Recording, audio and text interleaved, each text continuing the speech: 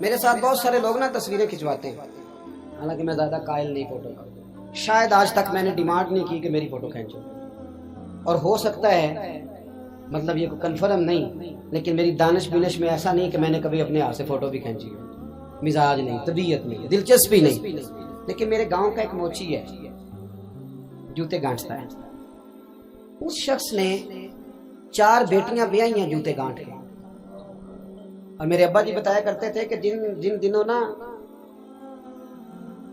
ڈھیلا چونی جوتا گانٹنے، اب تو جوتے کوئی گنڈواتا ہی نہیں، اب تو گانٹنے کا رواج نہیں، اب تو بچے نئے لیتے ہیں، تو جوتا گانٹنے کے لیے جب اس کو دیتے تھے تو چونی اگر اس کی ہوتی تھی نا تو اس کو کہتے تھے نا روپیہ تو رکھ لے، تو کہتا کیوں رکھوں جی، میری چونیاں تو میں نے چونی لے لی، اور ناراض ہو جاتا تھا۔ 4 بیٹیوں کی شادی کی ہے اس نے، پھر اللہ نے اسے عمرہ بھی کرایا، اور آج بھی وہیں بیٹھا ہے۔ تو میں جب گاؤں جاتا تو میں کہتا ہوں چاچا میں تیرے ساتھ تصویر کھنچوانی ہے، تو مجھے کہتے ہیں پتر میرا تو منہ بھی نہیں تو پیا میرے ساتھ فوٹو، تو میں کہتا ہوں یار تو ایک انسان ہے، تو ایک مثال ہے، جس بندے نے ہاتھ پھیلانے سے نفرت کی ہو، اب تو چندہ ہی چندہ رہ گیا، چندہ ہی چندہ، اس کے علاوہ اللہ معاف کرے کوئی دوسری شے۔ میں گلاسکو میں تھا تو مجھے ایک صاحب کہنے لگے آپ نے کوئی اعلان شلان نہیں کرنا، مدرسہ نہیں ہے؟ میں نے کہا مدرسے بڑے ہیں پر اللہ کا فضل ہے، کیونکہ وہ نبی کریم کے نام کے ہیں تو ہمیں کبھی کمی کوئی نہیں آئی، کبھی نہیں کمزوری آئی، رونے کا مزاج بھی نہیں، وہ چل رہا ہے مدرسہ۔ تو میں نے کہا آپ کیا سمجھتے ہیں جو یہاں آیا ہے وہ چندے لے نہیں آیا ہے؟ کیا مزاج آپ لوگوں نے بنا لیا، اس سے نکلیں۔ وہ بھی کوئی قومیں ہوتی ہیں جو ہر وقت ہاتھ پھیلا کے رکھتی ہیں۔ قرآن مجید نے صحابہ کی تعریف کی، لا یسألون الناس الحافا، وہ لپٹ لپٹ کر سوال نہیں کرتے۔ یہ اصحاب صفا کی بات کی قرآن پاک نے، لپٹ لپٹ کر سوال، خبردار تھوڑے پہ گزارا کرنا سیکھو، عزت کی زندگی جیو گے۔ اور نوجوان بالخصوص یاد رکھیں، اگر وقار سے جینا ہے، سر اٹھا کے جینا ہے اور مطمئن زندگی گزارنی ہے تو پھر اس بات پہ راضی ہو جاؤ جو اللہ نے ہمیں عطا کیا ہے۔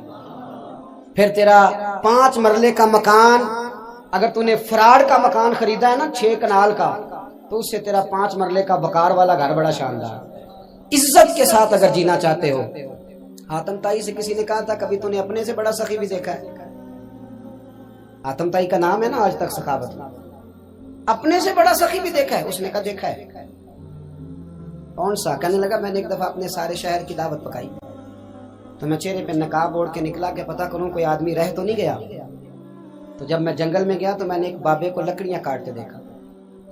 سب لوگ اس زمانے کے جتنے پڑھے لکھے شعراء ادیب سب میں نے بلائے، بابا لکڑیاں کاٹ رہا تھا، توجہ ہے میری بات پر؟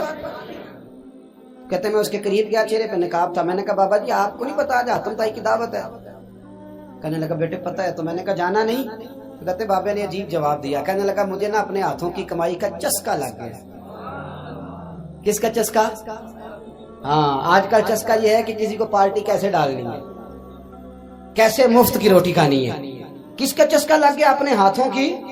بولیے۔ میرے نا مدرسے میں ایک لائق بچہ پڑھتا ہے، مالدار گھرانے کا تھا، تو تھوڑی سی نا آپ کو پتہ ہے دوران طالب علمی ہمیں بھی بڑے بہانے آتے تھے، تو یہ چیزیں یاد آتی ہیں، تو تھوڑا آگے پیچھے ہوتا تھا۔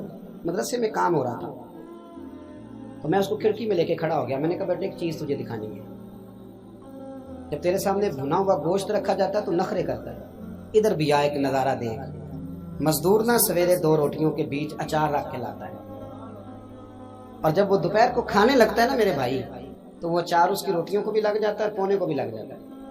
لیکن جب دوپہر کا وقت ہوتا ہے تو مٹی سے لتھڑے ہوئے ہاتھ پہلے وہ جا کے ٹوٹی پہ دھوتا ہے، پھر وہ کیا کرتا ہے کہ وہ پانی کا پیالہ خود بھر کے رکھتا ہے، توجہ میری بات پہ رکھیں، پھر وہ زمین پہ بیٹھتا ہے، اور جب وہ پونا کھولتا ہے نا، کبھی اسے کھاتے ہوئے دیکھو، یوں محسوس ہوتا ہے کہ دنیا کی ساری نعمتیں اس کے سامنے پڑی ہوئی ہیں، اور ٹیبل پر بیٹھ کر 22,000 کی روٹی کھانے والے اتنا شکر ادا نہیں کرتے جتنا وہ بندہ شکریہ ادا کرتا ہے۔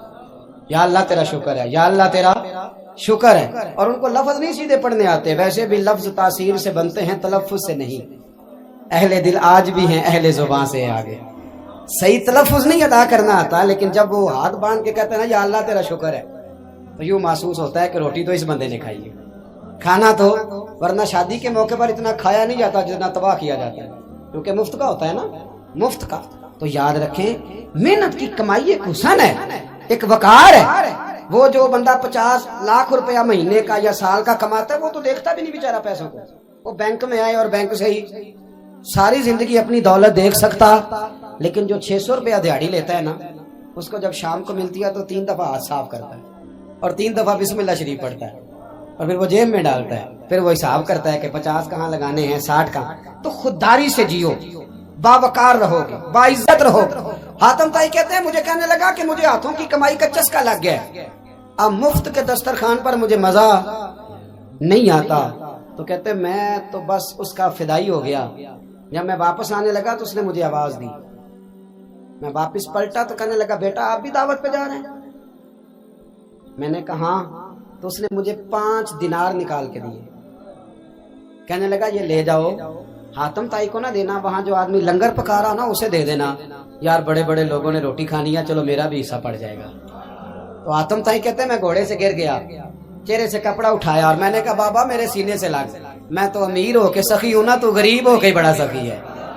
آج سمجھ آئی ہے تیری سخاوت کی۔ پڑھیے نا حدیث پاک، حضرت انس بن مالک کہتے ہیں ایک شخص نے آ کے کہا یا رسول اللہ کچھ دیجئے، حضور مجھے کچھ بولیے، اور میرے محبوب کا دروازہ وہ ہے کہ جہاں سے کبھی کوئی خالی گیا ہی نہیں، حضور کچھ دیجئے۔ تو نبی کریم علیہ السلام نے آج الگ بات کر دی، فرمایا تیرے پاس کچھ بھی نہیں؟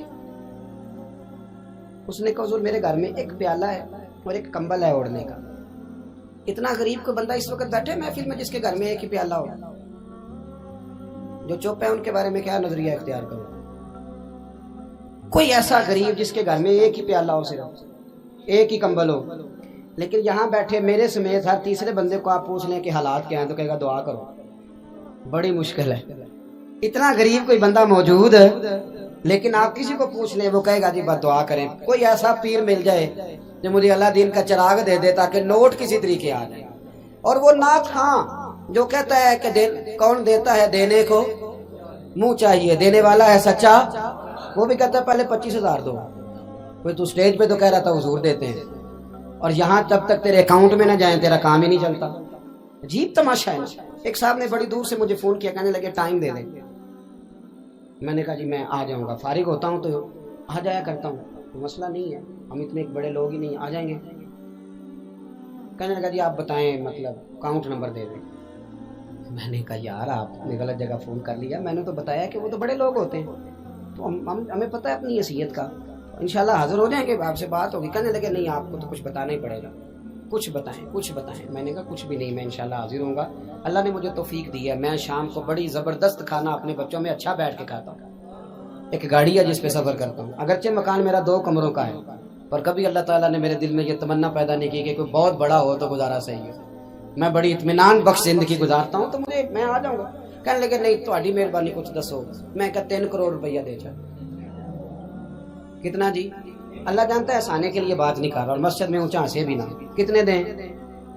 جی یہ تو آپ نے کیا کہہ دیا۔ میں نے کہا یار اگر میں نے اپنے لفظ ہی بیچنے ہیں تو اب میں 25-40 ہزار میں بک جاؤں، تو میں تو سمجھتا ہوں کہ نبی پاک کا فرمان بڑا قیمتی ہے، تو ریٹ لگاؤں تو میری حیثیت یہ ہو کہ 40,000 روپیہ۔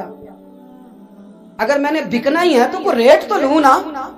اور ویسے بھی میں تو سمجھتا ہوں کہ میں بڑا انمول ہوں، اس لیے کہ میں رسول اللہ کے دین کا نوکر ہوں، اور یہ غلطی ان کی نہیں جو بیچتے ہیں، غلطی ان کی ہے جو خریدتے ہیں۔ آپ لوگوں نے مارکیٹیں بنائی ہیں، آپ مارکیٹیں نہ بناتے تو کبھی مارکیٹوں میں اس طرح کی چیزیں بکنے کہ ہم نے ظلم کیا ہے، ہم نے زیادتی کی ہے، ہم نے یہ ماحول بنایا ہے۔ بہرحال بات دور نہ نکل جائے، واپس آتا ہوں۔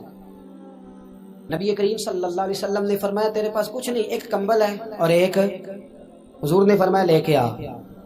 یہ سرکار کا فرمان سیاستہ سے عرض کر رہا ہوں، اگرچہ امام جلال الدین سیوطی نے تفسیر در منصور میں تفصیل کے ساتھ اس روایت کو کئی طرق سے بیان کہا۔ ایک کمبل، یارو سوچو ایک کمبل جس بندے کے پاس ہو، ایک پیالہ، اس سے بھی کوئی غریب ہوگا۔ حضور نے منگا لیا اور بولی لگا دی، کون خریدے گا؟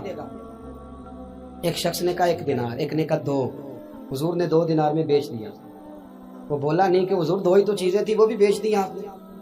اللہ کے رسول نے فرمایا 1 دینار کا کھانا لے جا اور 1 دینار کا کلاڑا خرید کے لا۔ وہ لائے۔ حضرت انس کہتے ہیں بندہ بڑے نصیبوں والا تھا، وہ جب کلاڑا خرید کے لایا تو اس میں دستہ میرے نبی نے دستے مبارک سے لگایا، حضور نے دستہ لگایا اور فرمایا یہ لے جنگل میں جا۔ مسلمانوں یہ میرے رسول اللہ کی تعلیم ہے، نوجوانوں اور کرو، अगर मुआशरे को संवारना है तो इस चीज पर मेहनत करो।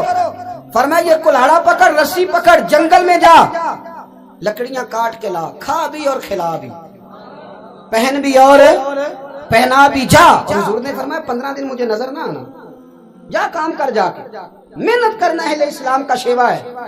आज पूरी दुनिया में हमारा कशकोल मशहूर है, धोखा मारूफ है। लोग कहते हैं कि इन्होंने ऐसे ऐसे, हमने तरीके गैरों से पैसे निकालने के इख्तियार किए, ऐसे ऐसे तरीके कि कभी सुने तो शर्म से सर झुक जाता है। ये म्यार होता है आला कौमों का कि वो चंदों पे जिंदगी गुजारे, वो मांग करके खाएं, ये म्यार होता है। किसी कोने पे ब्रेक लगती है तो आप देखें मांगने वाले कितने जोरों शोर से आते हैं। खुदारा मेहनत की आदत। वो सियाबी चले गए, 15 दिन के बाद आए। ये लफ्ज इमाम सुयूती ने लिखे, 15 दिनों के बाद आए तो हुजूर ने फरमाया तेरा हाल क्या है? हजरत अंस कहते हैं मुझे भी तजस्सुस था कि पता तो चले। तो वो मुस्कुराए, अर्ज करने लगे या रसूलल्लाह पहले एक प्याला था, अब सारे घर के बर्तन बन गए। या रसूलल्लाह बरकत आपकी है, पहले एक कंबल था, अब सारे घर के बिस्तर बन गए। और इमाम सुयूती कहते हैं उन्होंने जेब में हाथ डाला तो 10 दिनार निकाले, अर्ज की हुजूर रख ले, मैं सहाबे सुफा के लंगर में हिस्सा डालने आया हूँ, ये कबूल कर ले मुझसे। मेहरबानी फरमाए, मेहरबानी, खुददारी से जिए और थोड़े पे गुजारा करें।